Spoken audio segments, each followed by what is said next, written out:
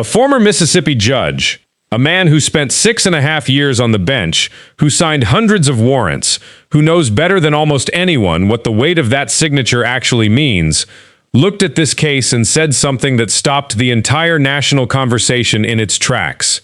He said he would sign an arrest warrant for murder. Not a social media user making noise from behind a screen. Not a commentator guessing at what the law might say. A man who held that exact authority in his own hands, who exercised it in real cases with real consequences, who understood precisely what it means to set the machinery of the justice system into motion against another human being. Carlos Moore, former Mississippi Circuit Judge, and his words, delivered publicly and deliberately, are the reason this episode exists. But before we get to what Moore said, and we are going to go through every word of it, we need to understand exactly what led him there.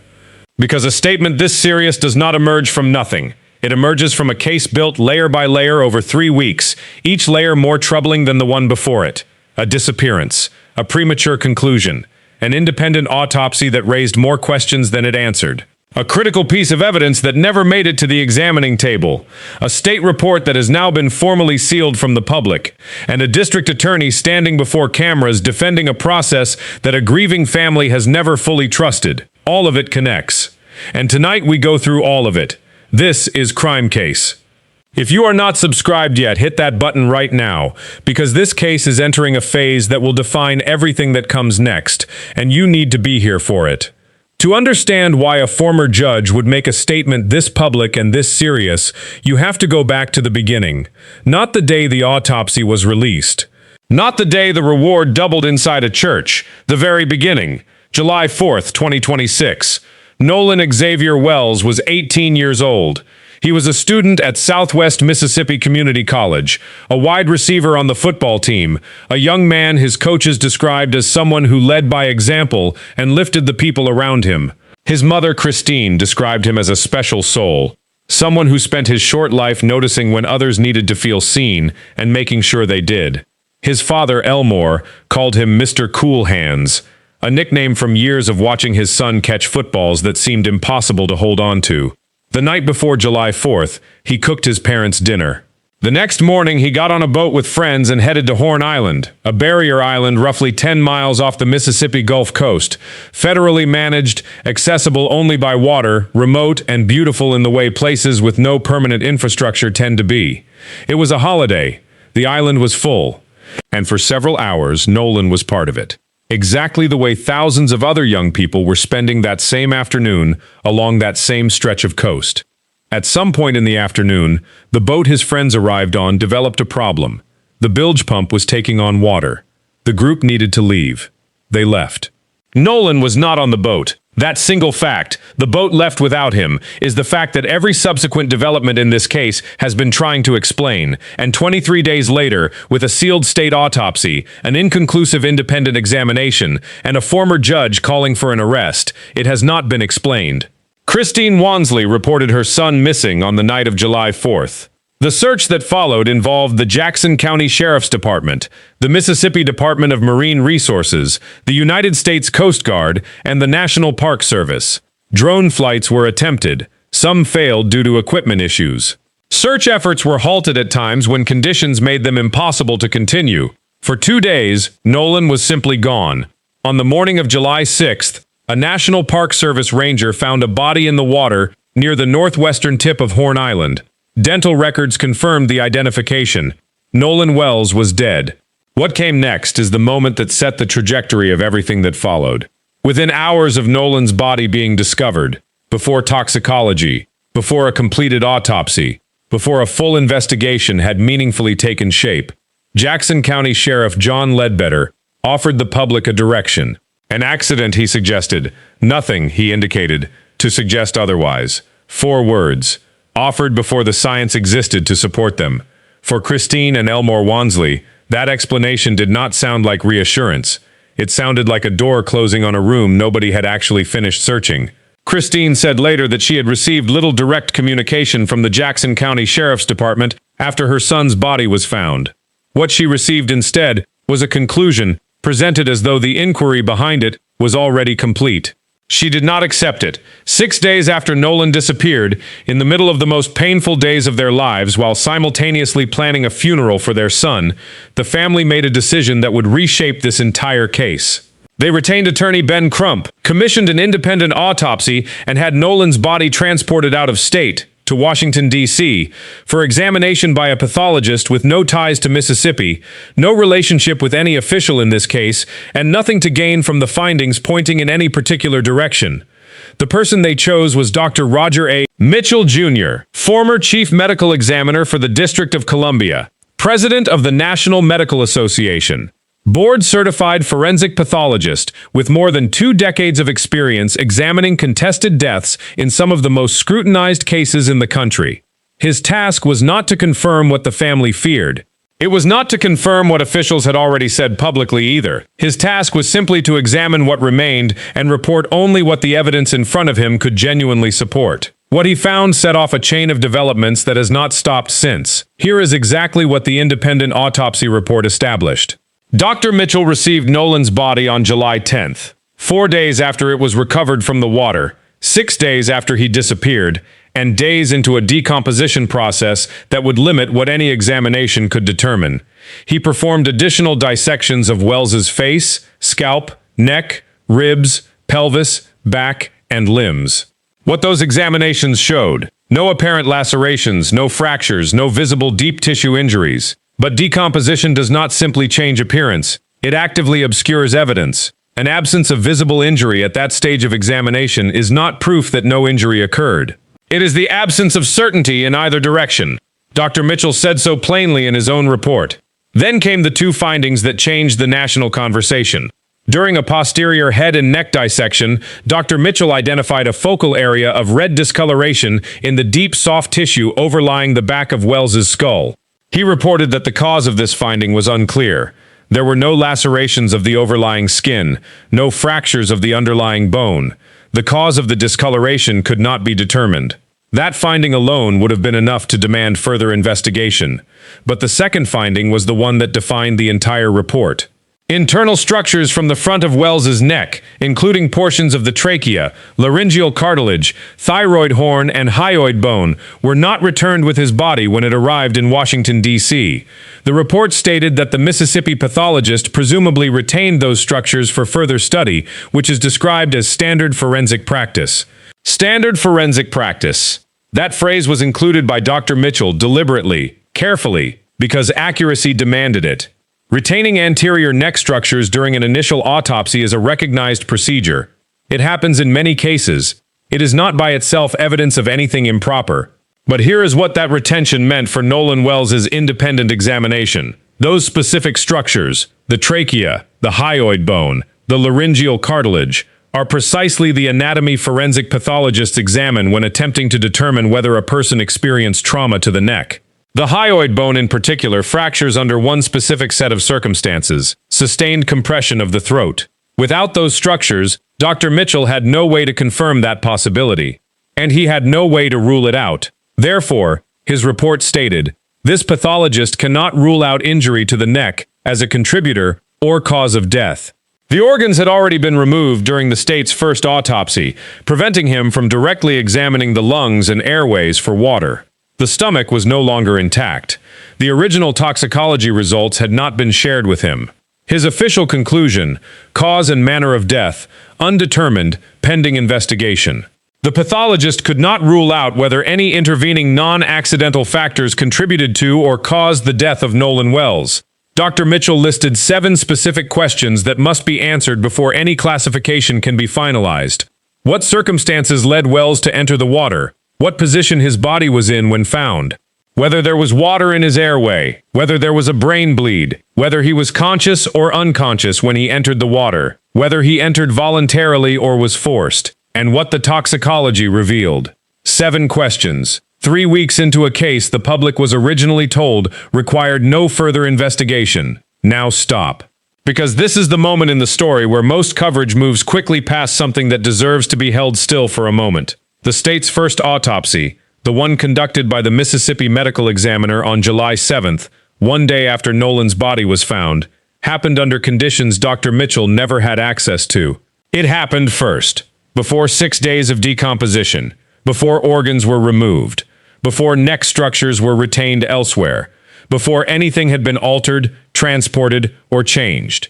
The Mississippi Examiner had full, unaltered access to Nolan Wells's body at its closest point in time to whatever happened to him on July 4th. That report exists. It is finished. It is sitting in a file somewhere in Jackson County, Mississippi, documented by an examiner who saw things Dr. Mitchell could not see, under conditions that will never exist again, and the public has not been allowed to read a single page of it. On July 23, 2026, Jackson County District Attorney Angel Myers McElrath announced publicly that the state autopsy results will not be released until they are presented to a grand jury. "I understand the public's urgency to know what happened to Nolan," she said. "But we are not taking time for time's sake. We are taking the time required to complete the work this investigation demands."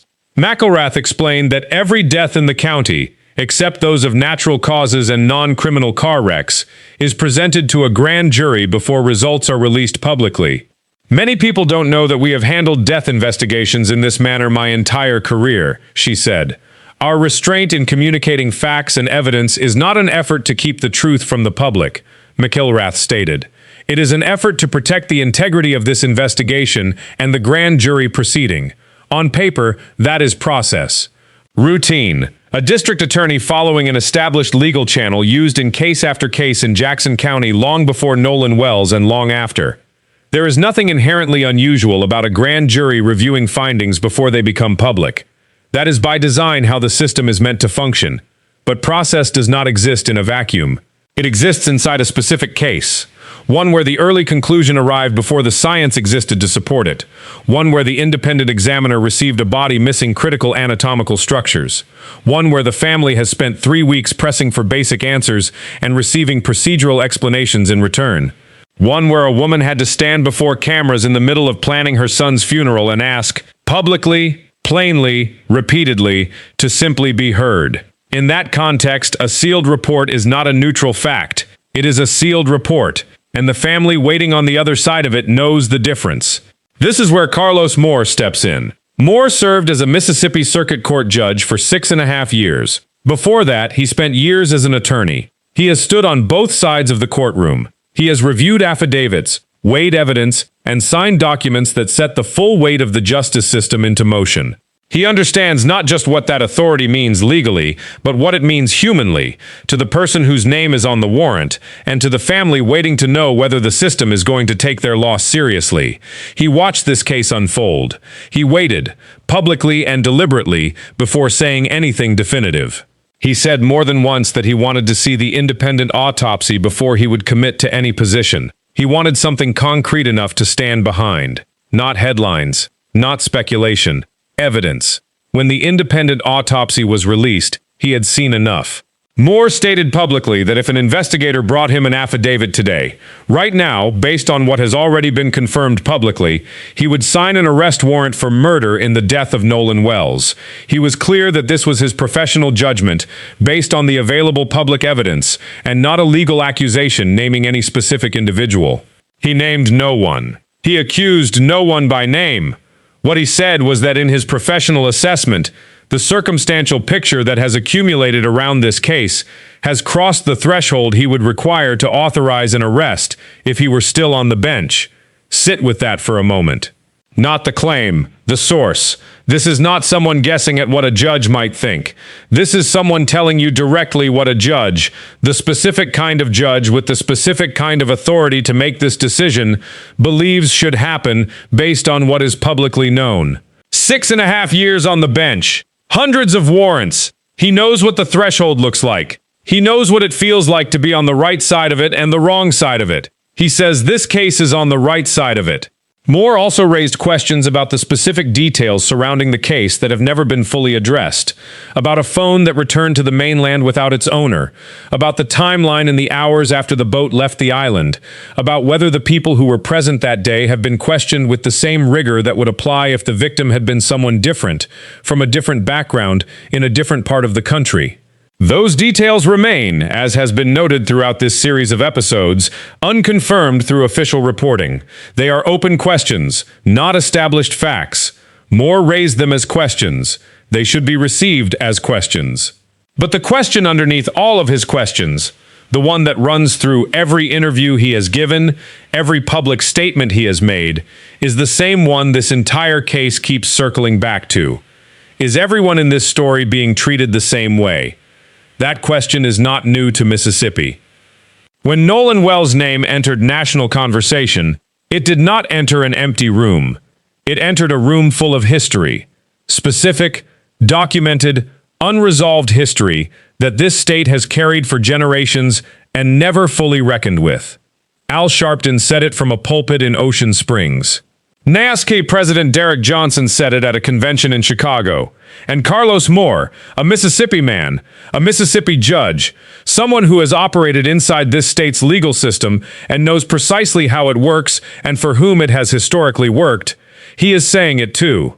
Nolan Wells was the only black member of the friend group that made the trip to Horn Island on July 4th. He was the only one who did not return. He was the only one whose phone did not come back with him. He was the only one whose death was characterized as an accident before the science existed to say so. That is a documented sequence of facts. Every one of them is confirmed. None of them individually proves what happened to Nolan, but together they form the pattern that Moore, Crump, Sharpton, and the Wells family have been pointing to since the beginning. Not a verdict, a pattern. A pattern of how this case has been handled, and a demand that it be handled differently going forward. The Congressional Black Caucus amplified the family's calls for an independent investigation, stating, "Too many questions remain unanswered." Here is where this case stands as of today, July 27, 2026. The independent autopsy has classified Nolan Wells's cause and manner of death as undetermined, pending further investigation. The state autopsy has been completed, but will remain sealed until presented to a grand jury on a timeline that has not been publicly specified. Toxicology results from the state examination have not been released. The joint inspection of Nolan's phone agreed to by both the family's legal team and local investigators has not been publicly confirmed as completed. The 7 questions listed by Dr. Mitchell in his preliminary report remain unanswered.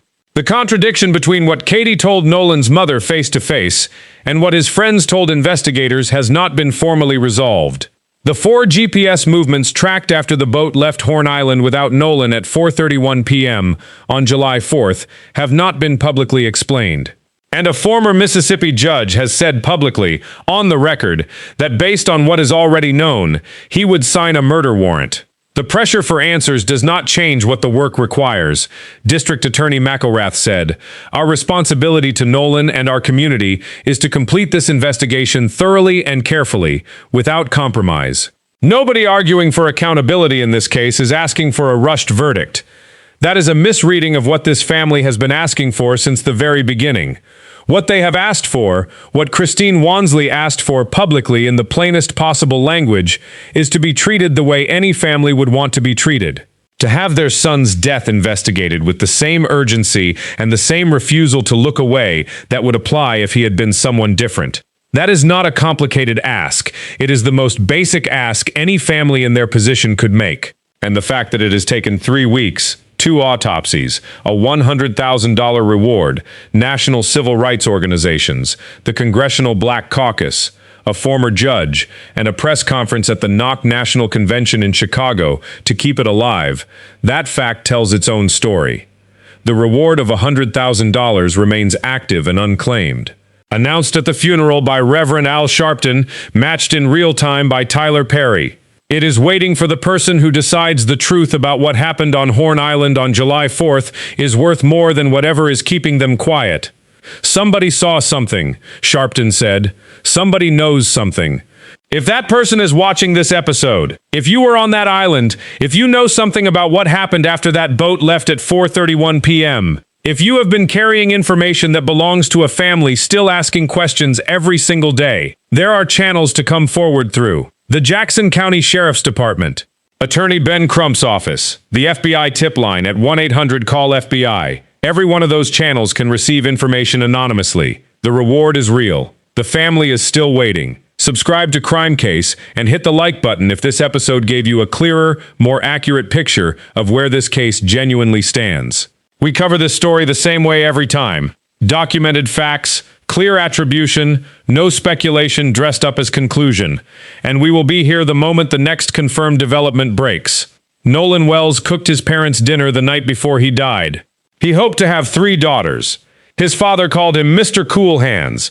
A former judge says someone should already be in handcuffs. The state autopsy is sealed. The grand jury is waiting. The truth is still out there. And this family is not going anywhere until it comes home.